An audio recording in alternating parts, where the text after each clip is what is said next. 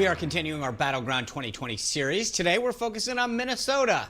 The state's been politically blue, especially when it comes to presidential elections, for a long time. In fact, the last time a Republican nominee won the state was, come on, guess, 1972, Richard Nixon. Well, what makes Republicans think they have a chance this election? Well, first, President Trump did pretty well last time. In 2016, he only lost to Hillary Clinton by 1.5 percentage, which is about 33,000 votes. And the state has some pretty conservative congressional districts in the western and southern parts. So joining us now to discuss the Republican chances in Minnesota this fall is the state's Republican Party chairman, Jennifer Carnahan. Jennifer, thank you for coming on. And just to be clear, we invited your counterpart, Minnesota Democratic Chair Kevin Martin, but he didn't get back to us. So we're going to go with you. If he wants to come on at some point, he can. But as I said in the beginning, 1972. I don't think Lindsay was around then, but but that was a while. Why do you guys think things have changed this cycle?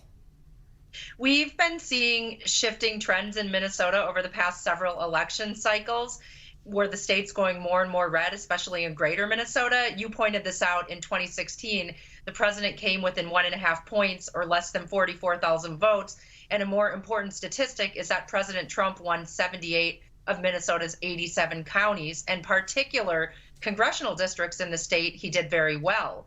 In western Minnesota, which basically is all the way from Canada down to Iowa, he was plus 30 points and won 38 of all 38 of the 38 counties in that district. So he did very well in 2016. That was without any investment, any national or statewide strategy. And we've been working incredibly hard since then on his behalf. You know, I know aside from presidentially, and it really was fascinating that last cycle. 1.5%, I think you're right. If they had put some time and effort into that, we did win Wisconsin, which was big. And I think you look back and you go, holy smokes, if we had done the same in Minnesota, it might have even been a bit bigger. You guys also have a couple congressional races that are really hot there as well. I don't want to speak for you, but my guess is that you are really invested in the first district. I bet you will claim that you have a really great candidate there. And just to be a bit of a spoiler, the incumbent congressman is Dan Feehan. But the candidate that you somehow were able to recruit to get in the race, Jim Hagedorn, tell me a little bit about this gentleman. Yeah, so Jim is my husband. I was kind of leading you there on that one. Yeah, thanks.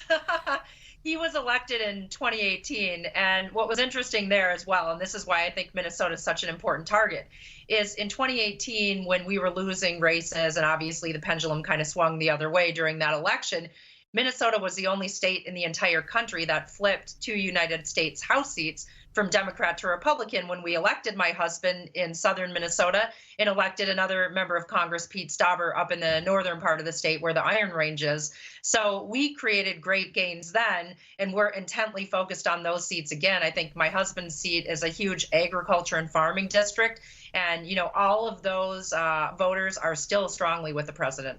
And you guys think that that's obviously the big one for you. But we're going to talk to Michelle Fischbach in a minute in the 7th district. Where do you see that race going?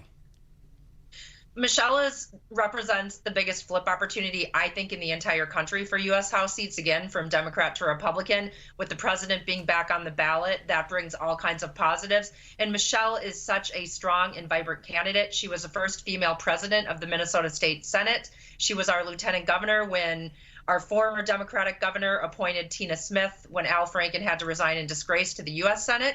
So she has incredible experience. She's a phenomenal candidate. She's working very, very hard, and people are energized and motivated to stand with her. You know, Jennifer, we don't have a lot of time left, but George Floyd was from Minnesota, and Minneapolis has gone ahead and moved to start defunding the police. How big of impact do you think that will have specifically in Minnesota on this election? I think it's going to have a significant impact because even though not everybody in our state lives in the city of Minneapolis, it is the largest city in our state. It impacts a lot of businesses, a lot of families, right? All of the outlying communities. And people in the suburbs, voters in greater Minnesota, they are not behind defunding the police. It's just a measure that's too extreme and too far. And quite honestly, after watching our city burn for a week straight and then seeing how irresponsible our Democratic governor is, the Democratic mayor of Minneapolis, and how badly that they have failed Minnesotans, people are walking away from them very quickly. All right, Jennifer, thank you for joining us. Obviously, this is going to be a really interesting state. I know a lot of the Democrats talk about places that they want to go on offense. This is a state where I think you guys, as you point out, have done a really good job on the ground organizing and put the president in a really good place to potentially pick this state up in November. So I'm sure we're going to have plenty of opportunities to check back in with you between now and November. So thanks for coming on. Thank you very much. All right, well, up next, we're going to speak with one of those candidates running for Congress in Minnesota, Republican Michelle Fischbach, who we just talked about. She's trying to unseat a longtime Democratic opponent, and we're going to talk about that with her when we come back.